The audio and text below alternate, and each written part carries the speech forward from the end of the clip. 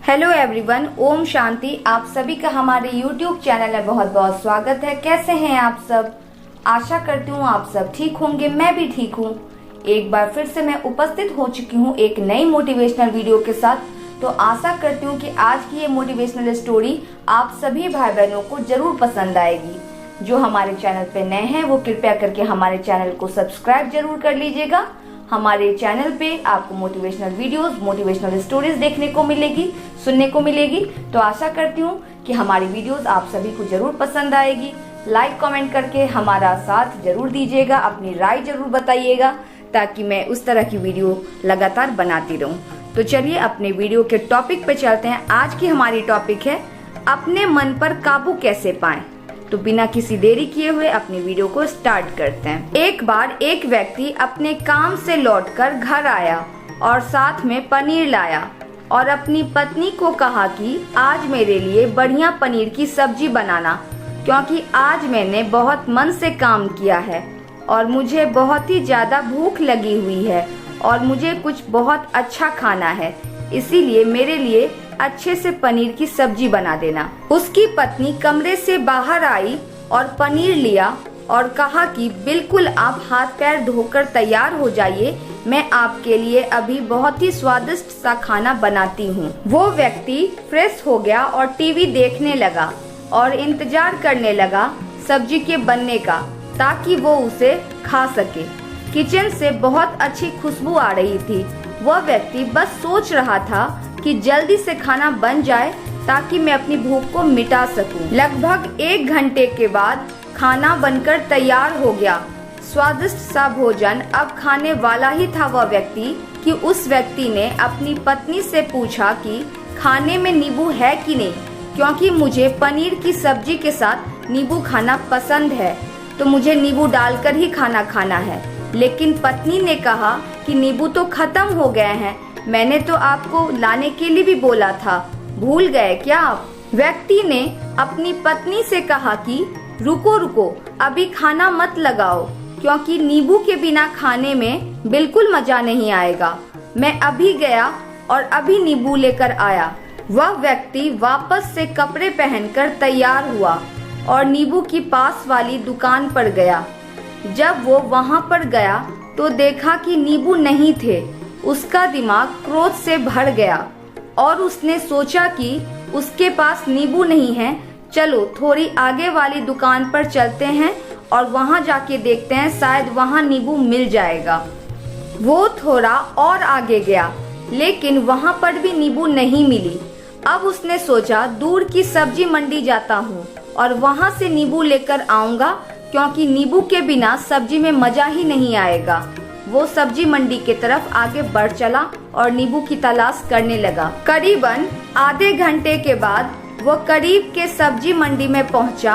वहां पर उसे नींबू मिल गया और वो बहुत खुश हुआ कि चलो नींबू मिल गया, अब मैं घर में जाऊंगा और सब्जी में नींबू डालकर अच्छे से सब्जी खाऊंगा। अब वह खुशी खुशी नींबू लेकर घर आया और अपनी पत्नी से कहा कि जल्दी से सब्जी गरम कर दो, रोटी गरम कर दो और नींबू काट दो, ताकि मैं अच्छे से खाना नींबू के साथ मिलाकर खा सकूं। अब खाना गरम हुआ और फिर थाली लगाई गई, सब्जी परोसी गई और नींबू रखी गई। उसकी पत्नी सामने ही बैठी थी और वो व्यक्ति थोड़ी देर के लिए कुछ सोच में पड़ गया। उसके बाद उसने नींबू की प्लेट उठाई और दरवाजे से बाहर फेंक दी और जोर जोर से चिल्लाने लगा, मैं जीत गया, मैं जीत गया, मैं जीत गया। पत्नी ये देखकर घबरा गई और कहा, ये कहीं पागल तो नहीं हो गए? इन्होंने सारे के सारे नींबू दरवाजे से बाहर की ओर क्यों फेंक दिया? उस पत्नी ने उस व्यक्ति पर चिल्लाया और कहा कि आप पागल हो गए हैं क्या? अभी तो इतनी देर से नींबू के बारे में पूछ रहे थे और अभी जब नींबू घर पर ले आए हैं और खाने बैठ गए हैं, तो आपने इन नींबुओं को दरवाजे से बाहर क्यों फेंक दिया और अब चिल्ला रहे हैं कि मैं जीत गया, मैं जीत गया। पत्नी पूछी, आप किस चीज की जीत में खुश हो गए हैं? आखिर किस चीज की जीत है ये? हुआ क्या है? अब व्यक्ति खुशी खुशी बैठ गया और अपनी पत्नी से कहा, आप भी बैठ जाओ, इत्मीनान रखो, सब बात बताता हूँ कि आखिर हुआ क्या है। आज सुबह से मेरी जीत मुझे अपने बस में करनी थी और जब मैंने इस पर बहुत काम कर लिया तब मुझे बहुत तेज भूख लगी। जब मैं घर पर आया तो आपने बहुत ही स्वादिष्ट सब्जी बनाई और उसकी खुशबू मेरी नाक में गई। फिर मेरी जीभ ने कहा कि इसे अब नींबू चाहिए। मैं पास वाली दुकान पर गया लेकिन वहाँ नींबू नहीं मिले। थोड़ी और दूर गया, वहाँ पर भी नहीं मिले। तो मुझे मेरे मन में नींबू की लालसा और बढ़ा दी गई और इस वजह से मैं और दूर चलता गया। मैं उसके वश में आ गया और जैसे ही वह कहती रही मैं वैसा करता गया। अब मैं वैसा ही करता गया जैसे वो मुझसे करवाती गई, लेकिन अंत में मैंने विजय प्राप्त कर ली। मैंने उसे उठाकर बाहर फेंक दिया और कह दिया कि तुम्हारा मुझ पर कंट्रोल नहीं है बल्कि मेरा तुम पर कंट्रोल है, और इस प्रकार से मैं अपने मन पर काबू पा गया। क्या आपको समझ में आया कि कैसे अपनी इच्छाओं पर विजय प्राप्त करें? आइए छोटी सी उदाहरण के तौर पर मैं आपको समझाती हूँ इस कहानी की सार। कई बार लोगों को शराब पीने की आदत लग जाती है और उस चक्कर में वो भटकते रहते हैं। यदि एक जगह नहीं मिलती है तो दूसरी जगह जाते हैं, दूसरी जगह नहीं मिलती है तो तीसरी जगह जाते हैं। अक्सर अधेड़ उम्र के साथ ऐसा जरूर होता है कि वह शराब पीने के लिए बैठते हैं और पूरी शराब की बोतल खत्म कर देते हैं और उस शराबी व्यक्ति के शराबी समूह में से एक न एक व्यक्ति जरूर कहता है कि यार और चाहिए और चाहिए, और इस चक्कर में शराब ढूंढने के लिए निकलते हैं और देर रात हो जाती है उन लोगों को।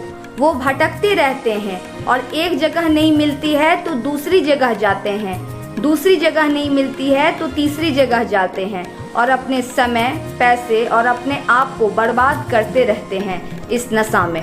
यदि आपने अपनी इंद्रियों पर विजय प्राप्त नहीं किया तो आप भी नींबू और शराब इत्यादि नशा की खोज में सिर्फ भटकते ही रहेंगे और हमेशा परेशान रहेंगे। इसीलिए अपनी इंद्रियों पर काबू पाइए और अपनी जीवन को खुशी खुशी बिताइए। तो इसी पे मैं अपनी वाणी को विराम देना चाहूंगी और यही आशा करती हूँ कि आज की ये मोटिवेशनल स्टोरी आप सभी को जरूर पसंद आई होगी और इस कहानी से आप सब जरूर सीख लेंगे। ये कहानी आप सभी के लिए प्रेरणादायक जरूर साबित होगी। We share we grow. प्रणाम।